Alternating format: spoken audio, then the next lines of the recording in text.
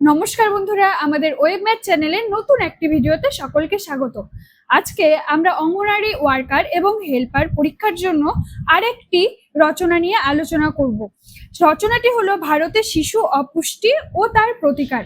আমরা জানি একটি আইসিডিএস কেন্দ্রের মূল কাজ হচ্ছে যে এই শিশু যাতে পরিপূরক একদম পুষ্টি পায়, মা যাতে একজন স্তন্য প্রদানকারী মা যাতে একদম ঠিকঠাক পুষ্টি পায় সেটি লক্ষ্য রাখা।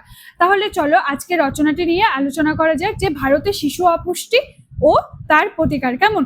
এই রচনাটি আমরা একের পর এক পয়েন্ট দিয়ে আলোচনা করতে থাকবো। প্রথমে ভূমিকা, তারপরে অপুষ্টি, তারপরে অবশ্যই অন্যান্য রচনার মতো এই রচনাতেও একটি পয়েন্ট অবশ্যই ইম্পর্টেন্ট একটি পয়েন্ট থাকবে, সেটি হলো যে এই ভারতের শিশু অপুষ্টি দূরীকরণে আমাদের আইসিডিএস ওয়ার্কার বা আইসিডিএস কেন্দ্রগুলি কি কি ভূমিকা পালন করে থাকে। কেমন? তাহলে চলো শুরু করা যাক। প্রথমেই রচনাটির আমরা একটি ভূমিকা দিয়ে শুরু করব। কেমন? ভূমিকা: শিশুরাই একটি দেশের ভবিষ্যৎ। তাদের সুস্বাস্থ্য ও সঠিক বিকাশ একটি উন্নত জাতি গঠনের প্রধান ভিত্তি। কিন্তু ভারতে এখনো শিশু অপুষ্টি একটি গুরুত্বপূর্ণ জনস্বাস্থ্য সমস্যা। পর্যাপ্ত ও সুষম খাদ্যের অভাব, দারিদ্র্য, অজ্ঞতা এবং স্বাস্থ্যসেবার সীমাবদ্ধতার কারণে বহু শিশু অপুষ্টির শিকার হয়। এর ফলে তাদের শারীরিক ও মানসিক বিকাশ বাধাগ্রস্ত হয় এবং দেশের সামগ্রিক উন্নয়নও প্রভাবিত হয়। যে আমরা জানি অবশ্যই যে যদি একটি শিশু অপুষ্টিতে ভোগে তাহলে তার শারীরিক ও মানসিক দুটি বিকাশই বাধাগ্রস্ত হবে। কেমন? নেক্সট পয়েন্ট আমরা রেখেছি যে শিশু অপুষ্টির কারণ। ভারতের মতো তৃতীয় বিশ্বের দেশগুলোতে, ভারতকে অবশ্যই তৃতীয় বিশ্বের দেশ বলা হয়, এখনো উন্নয়নশীল দেশ, যে এই দেশগুলোতে শিশু অপুষ্টির কারণগুলি কি কি? এই দেশগুলিতে শিশু অপুষ্টির কারণগুলির মধ্যে রয়েছে দারিদ্র্য ও খাদ্য নিরাপত্তা। আমরা শুধু এখানে একটা পয়েন্ট দিয়ে রেখেছি, তোমরা চাইলে এই পয়েন্টগুলোকে আরেকটু একটু বিস্তারিত লিখতেও পারো। কেমন? যে দারিদ্র্য ও খাদ্য নিরাপত্তাহীনতা। এই ভারতের মতো তৃতীয় বিশ্বের দেশগুলোতে কি হয় যে দারিদ্রতা একটি গুরুত্বপূর্ণ সমস্যা এই দেশগুলোতে। আর দারিদ্রতা থাকলে অবশ্যই খাদ্য নিরাপত্তাহীনতা থাকবে। কেমন? তারপর সুষম ও পুষ্টিকর খাদ্য সম্পর্কে সচেতনতার অভাব। সব খাবারই কি সুষম? সব খাবারের মধ্যেই কি পুষ্টি থাকে? ঠিক তা না, সেটি সম্পর্কেও লোকজনের মধ্যে সচেতনতার যথেষ্ট অভাব রয়েছে, যার ফলে শিশুরা সঠিক পুষ্টি পায় না। কেমন?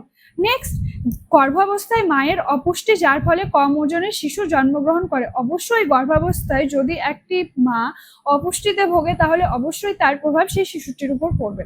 তারপর শিশুকে সময় মতো বুকের দুধ ও পরিপূরক খাবার না দেওয়া। এই যে শিশু ঠিক কতদিন পর্যন্ত শুধুমাত্র বুকের দুধ খাবে এবং তার ঠিক কতদিন পর বুকের দুধ সঙ্গে অন্যান্য পরিপূরক খাবারও শিশুকে দিতে হবে যাতে সে সঠিক পুষ্টি পায়, এই সম্পর্কেও লোকজনের মধ্যে যথেষ্ট সচেতনতার অভাব আছে। কেমন? তারপর স্যানিটেশনের অভাব, যার কারণে ডায়রিয়া ও অন্যান্য সংক্রমণ বৃদ্ধি পায়। বিভিন্ন জায়গায় জল এবং স্যানিটেশনের অভাব দেখতে পাওয়া যায়, যে পানীয় জল ঠিকঠাক পাওয়া যায় না, সেই সব জায়গাগুলোতে ডায়রিয়া ও অন্যান্য সংক্রমণ বৃদ্ধি পায়। এগুলো অপুষ্টির একটি কারণ। তারপর নিয়মিত স্বাস্থ্য পরীক্ষা ও টিকাকরণের অভাব। যেসব শিশুদের নিয়মিত স্বাস্থ্য পরীক্ষার আওতায় থাকে না, যেসব শিশুরা, এবং যাদের টিকাকরণ সঠিকভাবে হয় না, সেসব শিশু অপুষ্টিতে ভোগে। কেমন? শিশু অপুষ্টির প্রভাব। এবার একটি শিশু অপুষ্টিতে যদি ভোগে তাহলে তার অবশ্যই তার প্রভাব আছে। কি কি প্রভাব চলো দেখে নেওয়া যাক। অপুষ্টির ফলে শিশুদের ওজন ও উচ্চতা স্বাভাবিকভাবে বৃদ্ধি পায় না। তাদের রোগ প্রতিরোধ ক্ষমতা কমে যায়, ফলে তারা সহজেই বিভিন্ন সংক্রামক রোগে আক্রান্ত হয়। পড়াশোনায় মনোযোগ ও শেখার ক্ষমতা কমে যায় এবং মানসিক বিকাশেও ব্যাহত হয়। দীর্ঘমেয়াদী অপুষ্টি ও কর্মক্ষমতা হ্রাস করে এবং দেশের অর্থনৈতিক উন্নয়নের উপর নেতিবাচক প্রভাব ফেলে। একজন শিশু অবশ্যই একটি দেশের ভবিষ্যৎ। এবার সেই শিশু যদি অপুষ্টিতে ভোগে এবং তাহলে তার অবশ্যই মানসিক এবং শারীরিক দুটো স্বাস্থ্যই ক্ষতিগ্রস্ত হয়। একটি শিশুর ক্ষতি হলে অবশ্যই একটি দেশেরও ক্ষতি। কেমন? নেক্সট চলে যায় যে শিশু অপুষ্টির প্রতিকার। আমরা তো দেখলাম যে শিশু অপুষ্টি কি কি কারণে একটি শিশু অপুষ্টিতে ভোগে, আর একটি শিশু যদি অপুষ্টিতে ভোগে তাহলে তার কি কি সমস্যা হতে পারে। এবার তার আমরা প্রতিকার করতে হবে। তার আমরা প্রতিকার কি করে করব সেটির এই রচনার মধ্যে আমরা একটি পয়েন্ট রেখেছি, যে শিশু অপুষ্টি দূর করতে সরকার, সমাজ এবং পরিবারের সম্মিলিত উদ্যোগ প্রয়োজন। যে একা একা তো এটা সম্ভব নয়, শুধু একটা পরিবারের মধ্যেও সম্ভব নয়, সমাজকেও অবশ্যই একটি শিশুর মানসিক ও শারীরিক বিকাশে সমাজও গুরুত্বপূর্ণ ভূমিকা পালন করে। যেমন জন্মের প্রথম 6 মাস শুধুমাত্র মায়ের বুকের দুধ খাওয়ানো উচিত। এক্ষেত্রে শুধুমাত্র বুকের দুধ খাবে জন্মের পর 6 মাস, যাতে শিশু এক পরিপূরক পুষ্টি পায়। 6 মাসের পর থেকে শিশুকে অন্য খাবার দিতে হবে। তারপর 6 মাসের পর থেকে শিশুকে বয়স অনুযায়ী পুষ্টিকর ও সুষম পরিপূরক খাদ্য দিতে হবে। গর্ভবতী ও স্তন্যদানকারী মায়েদের পর্যাপ্ত পুষ্টি নিশ্চিত করতে হবে। বিশুদ্ধ পানীয় জল, স্বাস্থ্যসম্মত স্যানিটেশন এবং পরিচ্ছন্নতার অভ্যাস গড়ে তুলতে হবে। নেক্সট পয়েন্ট কি আছে, শিশুদের নিয়মিত টিকাকরণ ও স্বাস্থ্য পরীক্ষা নিশ্চিত করতে হবে, যা আমাদের এই আইসিডিএস কেন্দ্রগুলো করে থাকে। কেমন, বিদ্যালয় ও সমাজে পুষ্টি বিষয়ক সচেতনতা বৃদ্ধি করতে হবে এবং সরকারি পুষ্টি কর্মসূচি, খাদ্য সহায়তা প্রকল্পগুলো কার্যকরভাবে বাস্তবায়ন করতে হবে, যাতে দরিদ্র পরিবারগুলিও উপকৃত হয়। কেমন, নেক্সট এখানে ছোট্ট একটা পয়েন্ট দেওয়া হয়েছে বা ছোট্ট একটি প্যারা করে দেওয়া হয়েছে যে ভারতে শিশু অপুষ্টি দূর করা শুধু সরকারের একার দায়িত্ব নয়, পরিবার, সমাজ এবং সকল নাগরিকের সম্মিলিত প্রচেষ্টা প্রয়োজন। প্রতিটি শিশুর জন্য পর্যাপ্ত পুষ্টি, স্বাস্থ্যসেবা, নিরাপদ পরিবেশ নিশ্চিত করা গেলে তারা একটি সুস্থ, শিক্ষিত ও দক্ষ নাগরিক হিসেবে গড়ে উঠবে। একটি অপুষ্টি মুক্ত শিশু সমাজে একটি শক্তিশালী ও সমৃদ্ধ ভারতের ভিত্তি স্থাপন করবে। নেক্সট পয়েন্টে চলে যাই যে আমরা অবশ্যই এই অঙ্গনারী কর্মী এবং সহায়িকা পরীক্ষার জন্য আমরা এই রচনাগুলো আলোচনা করছি। কেমন, তাহলে অবশ্যই এই পয়েন্টটা রাখতে হবে যে অঙ্গনারী কেন্দ্র ও আইসিডিএস এর কি ভূমিকা এই শিশু অপুষ্টি রোধ করার ক্ষেত্রে।